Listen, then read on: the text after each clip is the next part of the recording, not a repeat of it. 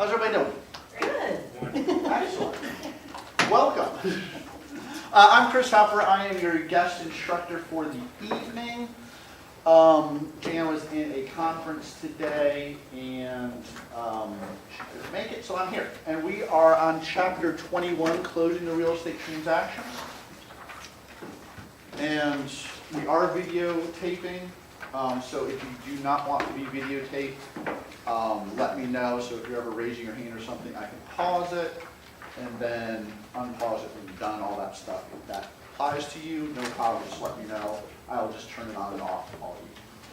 A couple other pieces of housekeeping. Not sure if you guys all got the notice. We are not having class tomorrow due to the impending threat of Hurricane Michael. Guilford County Schools has already called that they're going to be letting out 2 hours early, so consistent with our inclement weather policy, we will not have class. Are there any questions on that? I believe that your exam will get pushed back one more day. I don't have that specific detail. I'll make sure that Jan communicates that the next time you guys are back in class. Other things is, I believe Jan on Monday gave out a variety of homeworks. Did everybody get those? Okay. Anybody else need them? I don't have a copy up here. That is my only copy. It might be a break that I get that. She's already left.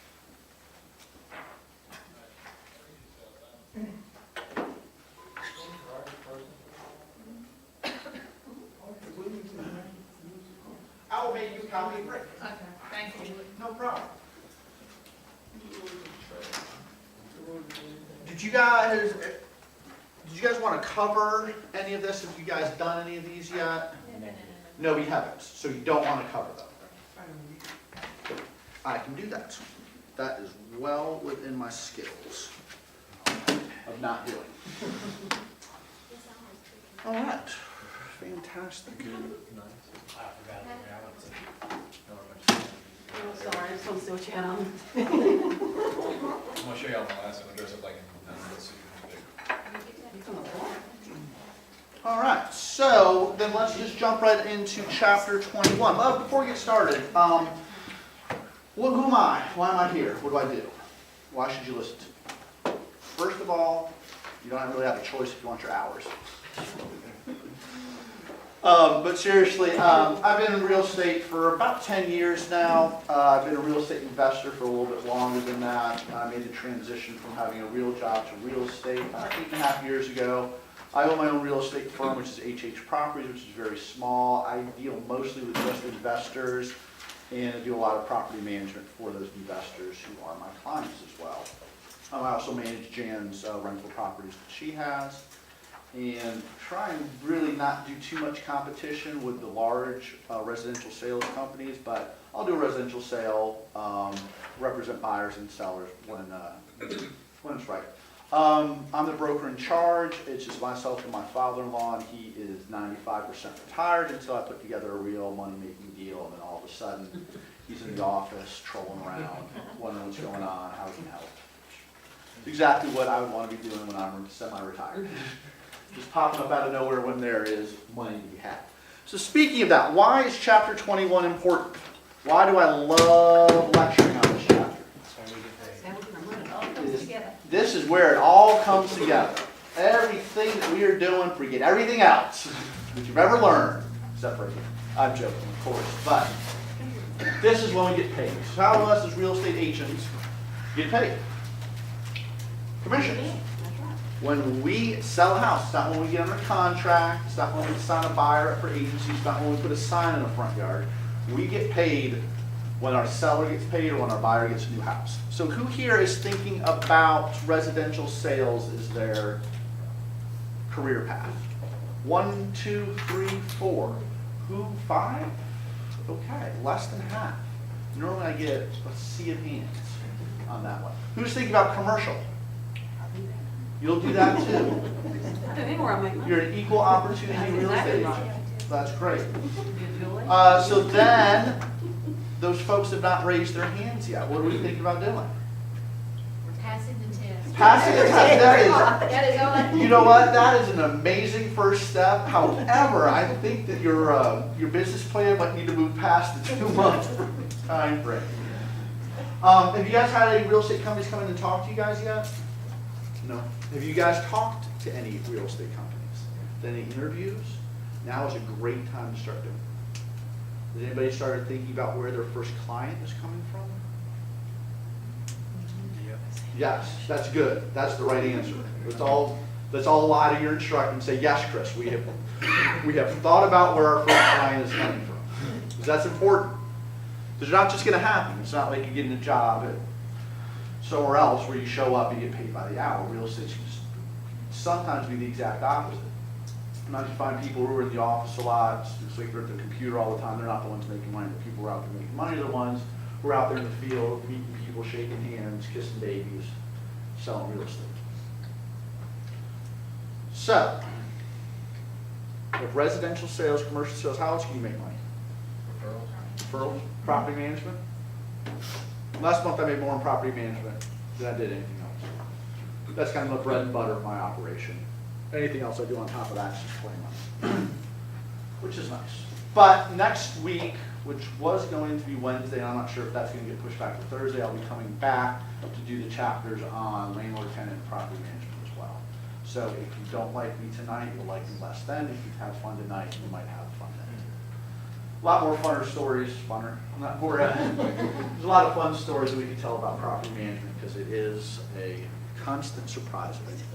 But what we're talking about today is closing a real estate transaction, which is going to be mostly dealing with the residential sales transactions. The majority of folks that go into real estate, that is where they go into at the very beginning.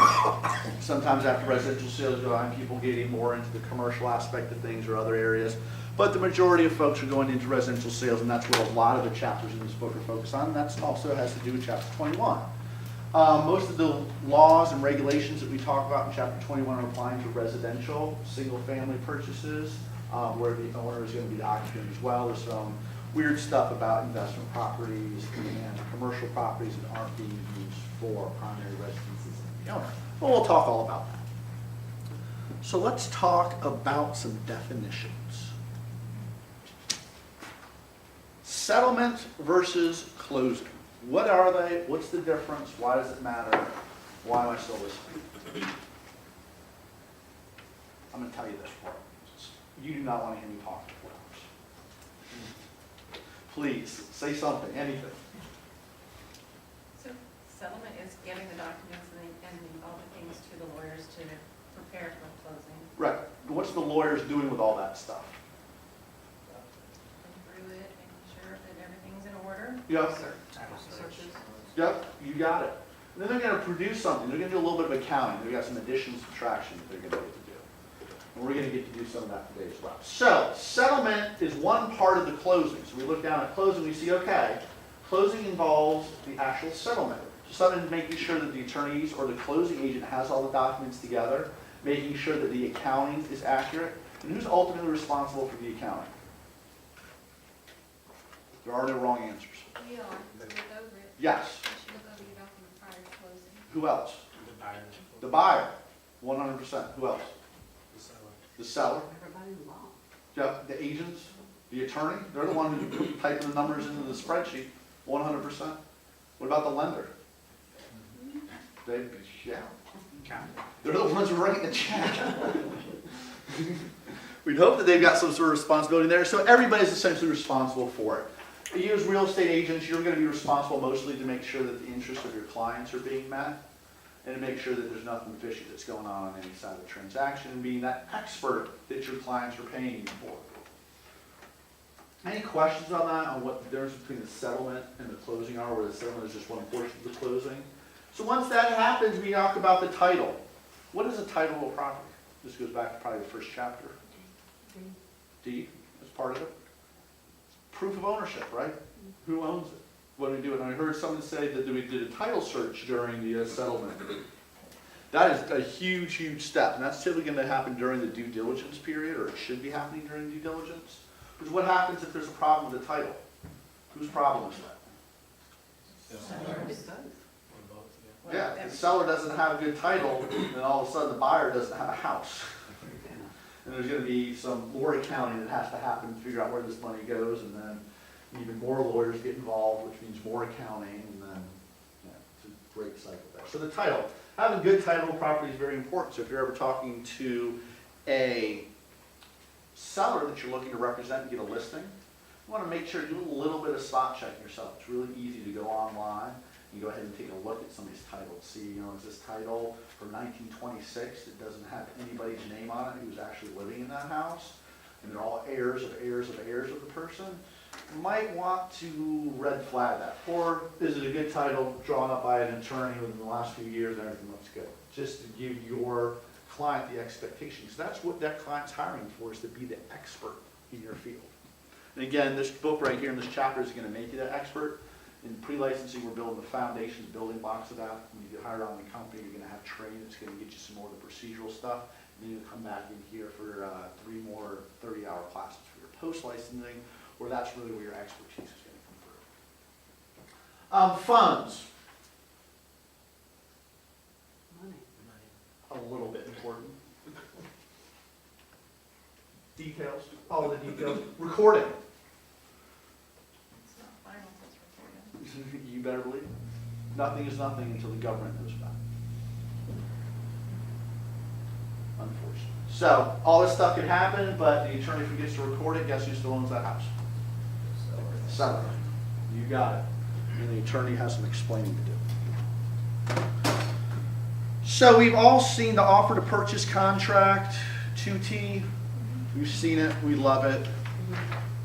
And all of it's, was it 850 pages now? Do you get a separate book of the offer to contract? I know my father-in-law, when he first got into real estate, I think the realtor offer to contract was a page.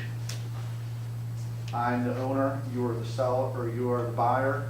This is how much we're gonna buy it for. Sign, sign, seal, seal. Next transaction. A little different. A little bit. So who actually wrote the offer to purchase? We always see the NCBA and NCAR. We all know what NCAR is, right? North Carolina Association of Realtors. Who's the NCBA? The lawyers' lawyers. I'm surprised they were able to fit everything into those pages that they did. Really surprised. But it's good that those two groups have partnered up together because they all get on the same page. It's better than if one wants to do something, the other wants to do something, then they're not all on the same page. So that is good. So within that 2T offer purchasing contract, there is something called due diligence. What is due diligence? The time period where you need to make sure that everything is the way you think it is. Inspections. Yep. Surveys. Yep. It's a time period that allows the buyer of the property an opportunity to do some more in-depth research after they're under contract in preparation of actually buying that property. You go out there, you take a look at a property, what are you looking at? What's the buyer interested when they're looking at the property? Property lines, what's around it. Yeah. For that first walk, they want to see how it looks. Is the floor plan going to be good? All that stuff. It's more of an emotional decision. Do we like this house? Is the price point right? What are our must-haves? How many does this house meet? All that stuff. Then when we get into due diligence, we're all more looking at more of an analytical thing. We get a little bit more down to the brass tacks. And lots of times there will be other professionals that choose real estate as a real estate agent are going to have represent or provide to your client, if you're representing the buyer, to say, hey, you know what, let's do a little bit more work. First and foremost, home inspector, right? Who here's bought a house? You guys get a home inspection? Not always. I bought a bunch of houses without a home inspection. However, the house my family's living in and I have a mortgage on, there's an inspection. Did I crawl in the crawl space and climb in the attic and do all that stuff before I put the offer in? Yeah. But I'm weird, so. You'll learn that. But I've purchased a bunch of investment properties where it was the only way I could make the deal work was quick close cash. And I had sometimes 24, 48 hours to do all my inspections before the time that contract gets signed, and I had to have funds into the seller. So, but that's what happens sometimes. So inspection is important, is not required though. Why is the inspection important? appraisals, Hidden defects. hidden defects. So if you find a defect in the property and you're representing the buyer, what are you gonna do? Say, okay, you know what? There's bad floor joist and the house is gonna crumble on top of it unless it gets fixed. What are you gonna do? You're gonna ask Fix it. you're gonna ask them to fix it. And then of course, the seller's agent's like, oh no, there's no problem there. You say, oh no, I have a report from a home inspector who's a professional and expert in their field that says that there is a problem. If you don't think there is, hire a structural engineer and give me a structural engineering report that says that there's not a problem. Or go underneath there and fix your ultra not close. Where if myself as an agent says, okay, yeah, I crawled in the crawl space and took a picture of this and this is no good, you'd be like, yeah, Chris, thanks. Either you buy the house or don't. So it helps to have that expertise in that field. And a home inspector, the last home inspection report I saw was, I don't know, about 75 pages. It was a very, very, very, very in-depth home inspection report, which is great because it shows that the home inspector spent their time and didn't just drive by in the car, take a couple pictures and move on to the next one.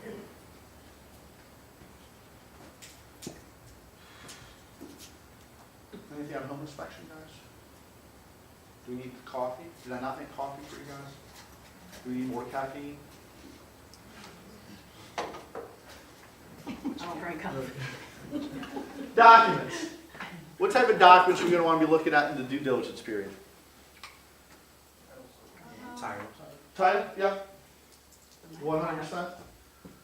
Any surveys or? Surveys, loans, anything, any type of documentation we need. It's also, we're going to spend a lot of time with our loan, if you're the buyer on this side, spend a lot of time with your loan and making sure that there's nothing that the loan underwriter needs.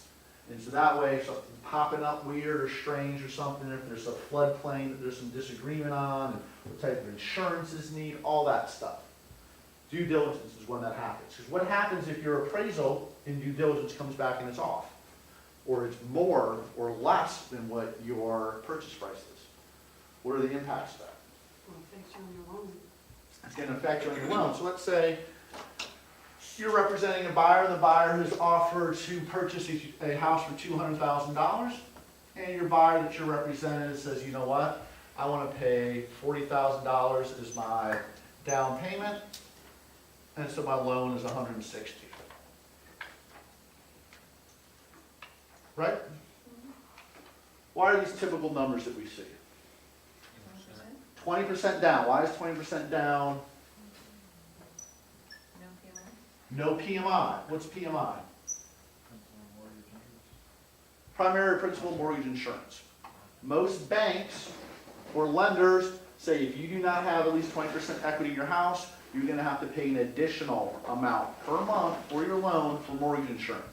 That way, if there's a problem and you don't pay your mortgage, a separate company will come in and provide the bank some extra money to help them recoup their losses, because it is extremely expensive to foreclose on a property. And it's very time consuming as well. So most banks will say, well, if I have at least 20% of that down, I'm not going to take a loss even if I have to foreclose on this person second or third month that they're in this property. If they have less than that and they have to foreclose on that property early on, the bank's going to be like, oh, I'm losing a lot of money, I need some more security. PMI is that security. So, this scenario, we got 20% down, everything looks great, everything's happy. However, the appraiser that your lender has hired does not necessarily agree with this number, because this is the purchase price, right? Is this what the house is worth? No. To you it is. It is if you buy it, yeah. That's to your buyer, 100%. But is it to the bank? No. What number is the bank going to look at? Appraisal. The appraisal. So let's say the appraisal comes in at $220,000. You're good to go.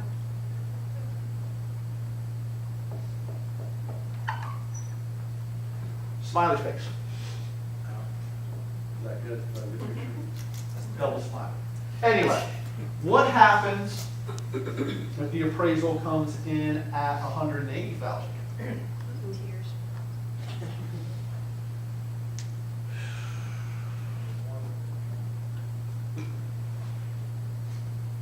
What happens now?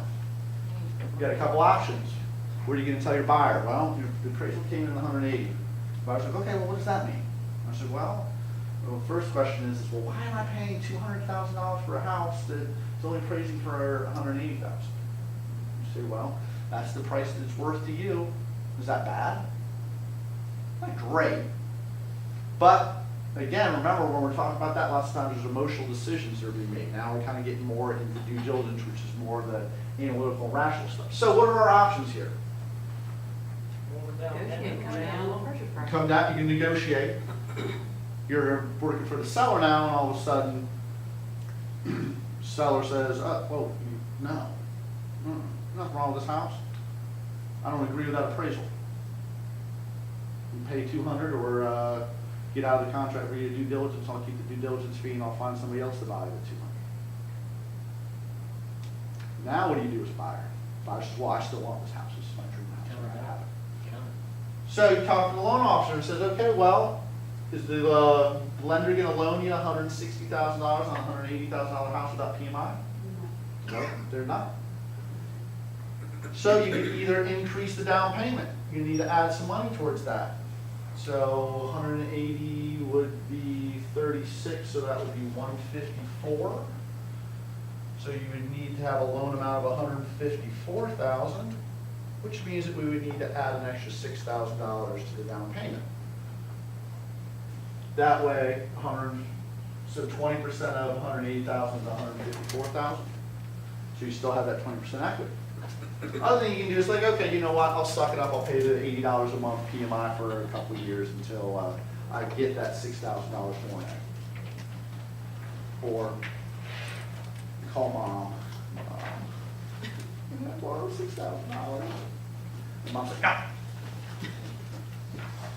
But if they were, you have to disclose where that money's coming from. The lender has to know that there's a gift from a family member. It's not a bad thing, but that has to be disclosed.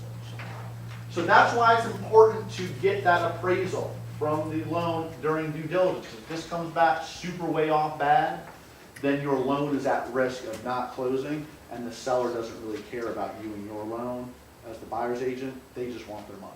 They don't care why it's not working out. They just know that it's not working out. So let's talk about some other stuff in due diligence. The survey. Do you have to get a survey? No. Is it a good idea to get a survey? Most of the time, yeah. The house that I live in right now, I did not get a survey. There was a survey done 3 years before I bought the house, and the neighbor who lives on one side of it just did a survey like 2 months before, so I had a real good idea where those property lines were. There was no fence encroachments or anything, so I just had the old survey, and I was able to deal with that. However, it's always a good idea if you don't have a survey, or if there's some questionable stuff, or if there is, you kind of see, well, there's like the telephone pole here on one corner, and then I see the iron post here, and then I have a fence that kind of goes like this. So you know what, let me go ahead and get that survey and figure out these encroachments, because most likely the property line is right here. The house you bought, as the buyer's over here, and then you have a neighbor over here. 20 years ago, probably, the old owner and this guy said, you know, let's go in on a fence together. So we can show that it belongs to both of us, let's zigzag it through our property. Or you've got these great big giant oak trees right here, that the fence guy said, yeah, you know, it's gonna be so much cheaper if we just go around the oak trees like this, as opposed to doing it in a normal fashion, which would be to have the fence on one person's property and go around it in a more normal way, like that. Black fence, no encroachment. Red fence, encroachment on both properties. And that can be a little bit messy, especially if there's some contention between the two neighbors. Other things with surveys is what exactly is on the property. Lots of times, like old septic tanks, if you get a survey, those will show up on the location of them. If there's oil tanks and things like that, sometimes that will show up on an old survey, old wells, things along those lines. Flood. What's important about floods? 'Tis the season. Whether you're in a flood zone. Whether you're not in a flood zone, whether or not you need flood insurance, and whether or not if there is a flood outside of a flood zone, will your insurance cover? A lot of people are learning that the answer to that question is no. Every insurance policy is a little bit different, so I'm not making blanket statements, but a lot of people who thought that they were safe from floods have learned that they were not 100% safe from floods, and flooding damage is real. especially with vehicles. There's actually quite a few vehicles in Greensboro, or people who total loss due to some flooding in a couple apartment complexes. Utilities. If it's an existing house, you should be able to tell from 30 seconds of being inside the house if there's running water or electricity, gas, if there's natural gas. However, if you're buying vacant land, this is a huge one. The value of land is very different from just a piece of land than a piece of land that has sewer and water taps already going to the property. And if there is ability to have electrical service, natural gas service, cable service, things along those lines. Especially when you get out into rural areas, this is very, very, very important to pay attention to and to be an expert on, especially vacant land. Zoning. What zoning? Why do we care? That's what you want to do. Political. Here. Yeah, it's controlled by the local government, typically the city, out in the county, and it allows you to do what you want to do with your property or not do what you want to do with your property. So it's important to know the zoning of the property that you're living in. Yes, 100%. If your client says, you know what, Chris, I want a house that's in the city of Greensboro, but I don't want it to be near other houses and I want woods around it. You say, okay, great. Find you the house, great. However, 2 months after they move into that house, all of a sudden, tractor trailer comes back and a bunch of you guys come out with chainsaws, start chopping down the woods that are right behind your client's house. And all of a sudden now there's a busy or a storage facility popped up there. Guess who you're getting a call from? Guess who you're not going to get a repeat business from? Guess who's going to tell all their friends about how lovely of a real estate agent you are? Majority of everything that I do is for somebody, hey, you know what, so-and-so referred me to you, Chris. That is huge in the real estate world. Huge. You do somebody right, they'll tell you about it. If you do somebody wrong, they'll tell everybody about it too. So zoning, it's important to understand the zoning going around a property, know who owns the adjoining properties, especially if there is something that is important on a neighboring piece of property. Also, it's good to check the DOT maps, see where the highways are coming through. I believe there's a small road in Greensboro that's going to be around it at some point in time.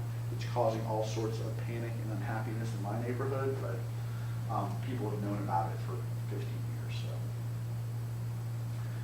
So, that's zoning. Streets. Public or private? Public or private, you hit the nail on the head, 100%. How can you tell if a street is public or private? House maintenance. It's maintained. That's the real question, is who is responsible for maintaining the street that you live on?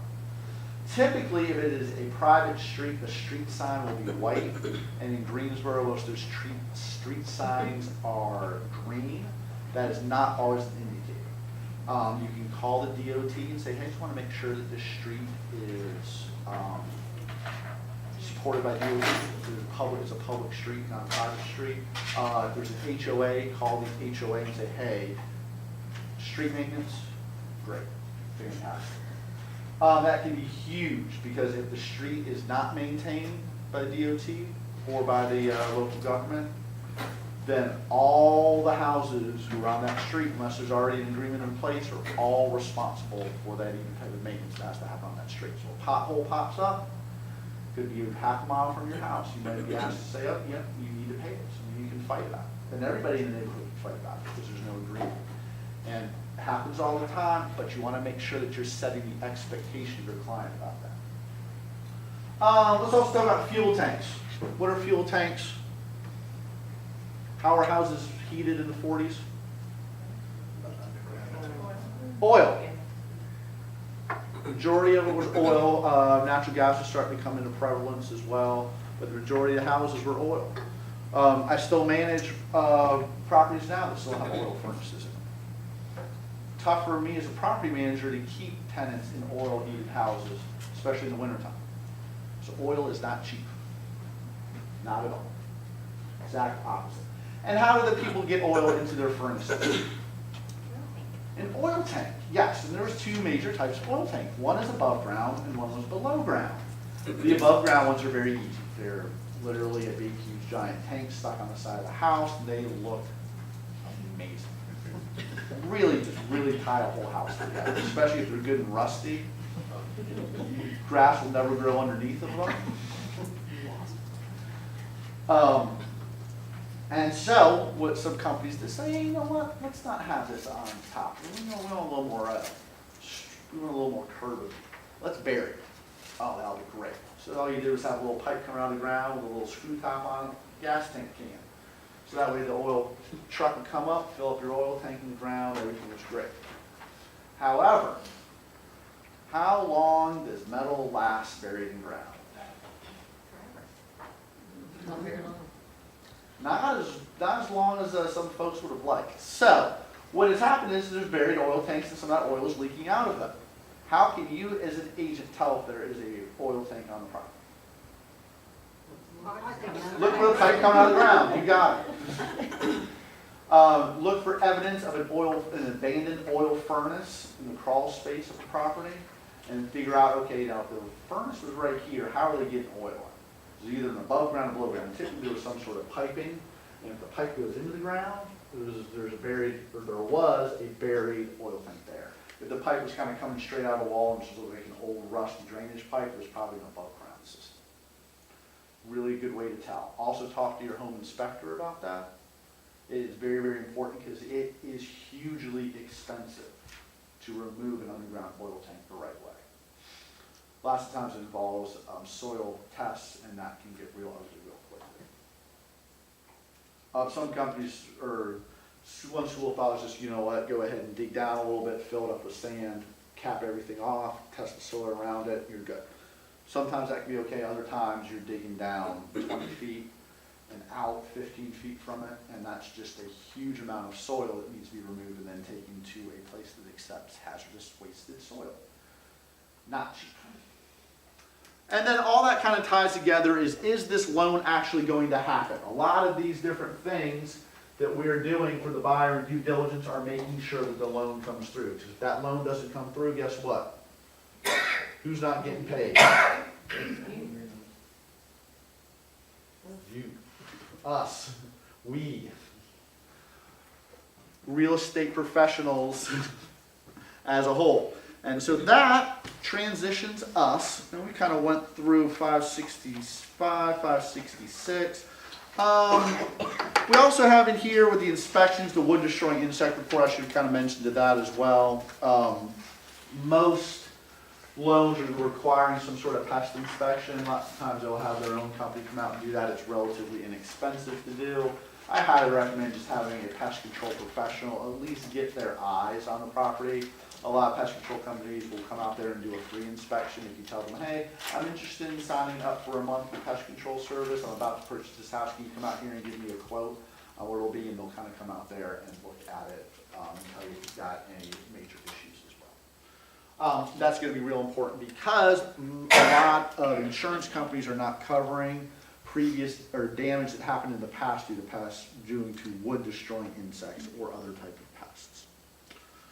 So that is definitely something that you want to do, and there's actually a separate form, the official North Carolina wood destroying insect information sheet on page 567. So, all that comes together with bringing us to the seller's issues. So if something doesn't come up right on the due diligence, there's the right to terminate, and then there's the right to change the price or renegotiate. And so what is the seller's issues? Sellers are very simple creatures. What do they want? They want money. They know the house. They've been living there. They just want money. They've got the house, you've got money, let's make this happen. The buyer has a lot more issues because the buyer doesn't know all the stuff about the house. So typically when it comes down to those final negotiations of what shows up on the due diligence report, the seller doesn't want to make repairs, there's always a solution. Cash. Sometimes the amount of cash is an exorbitant amount, so it's never going to happen. But typically when it comes down to what the seller wants, that's what they need. So preparation for the settlement involves ordering and reviewing an array of documents, deeds, sales, leases and related document, seller's lenders, financial documents, title insurance, property insurance, Then we start getting into the title procedure. Let's talk a little bit about what the attorney does for title prep, because this could be one of the seller's issues that can typically be resolved with money or if not time and money. What is the title? What's a clean title? What's a cloud on a title? What's a hurricane on a title? That's a made-up term, by the way. What's a title? Proof of ownership.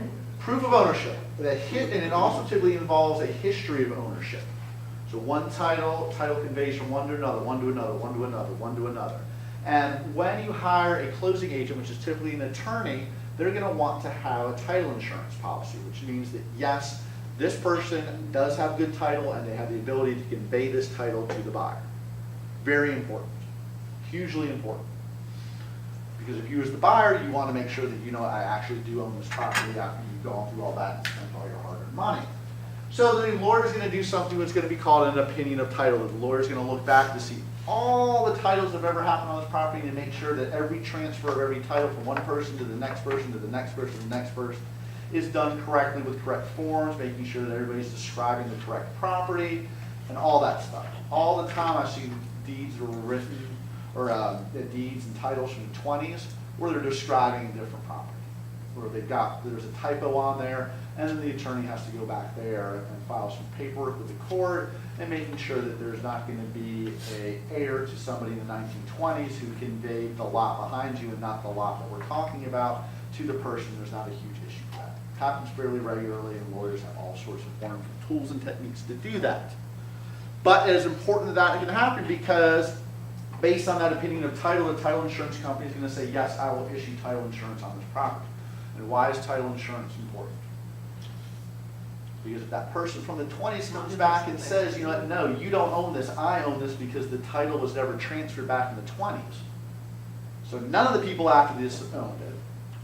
Then your title insurance company will come in and say, you know what, let's go. We've got my team of lawyers here. They've spent their $500 just for our company to ensure that this title is good. Our opinion of this title is good. The attorney's opinion of this title is good. You want to see if you can acquire this property, go ahead and take us to court, and our lawyers will be there to defend that. And if for some reason there was a problem, then it'll be the title insurance company who comes up with the money to resolve that issue. Remember, most of the time on the seller side, it's going to be a matter of money. So, kind of conducting the closing, we're going to learn about the typical settlement procedures. The people who are attending a typical residential settlement are going to be the buyer, the seller, both of their agents. Every now and then, you will get a lending institution. Every now and then, you'll get somebody from a title insurance company, but typically only if it's like a huge commercial deal where there's a lot of issues with the title that they've all been resolved. And then you will normally have the settlement agent. In North Carolina, who typically is the settlement agent? An attorney. And who is that attorney representing? Buyer. 50-50 shot. Kept going with it. Didn't get the buyer. Who's paying for the attorney? The buyer. Typically. Can you write it up in the contract that the seller pays for all closing costs and the settlement agent? 100%. In those situations, lots of times the attorney will then represent themselves to, I'm not representing a person, I'm representing this transaction. Which attorneys are very good at talking their way out of things. A settlement agent or officer can do that. It doesn't have to be an attorney, but it typically is. There are some IRS reporting requirements on Form 1099-S.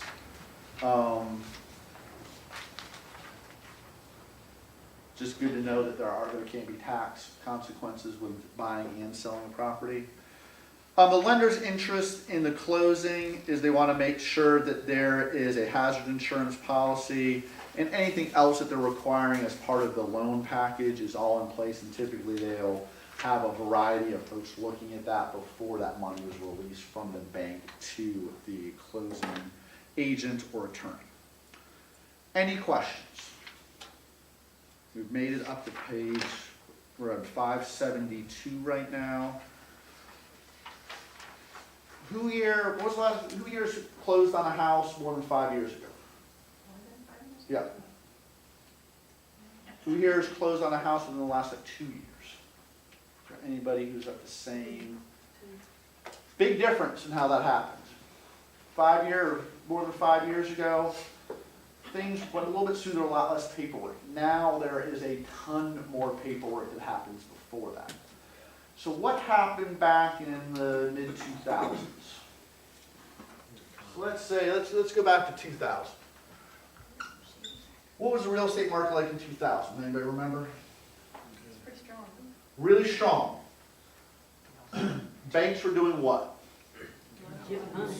Lots of loans.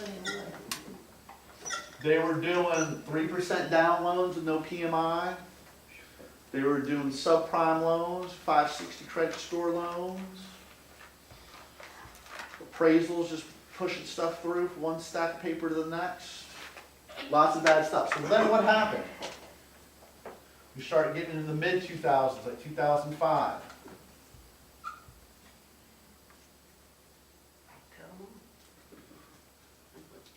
Something happened. The economy started to go down. Economy starts to go down.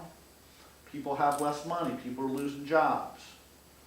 So all the folks that had these high-risk mortgages without a lot of savings, not a lot of down payment, what was happening to them? Foreclosure. Now, whose fault was these foreclosures?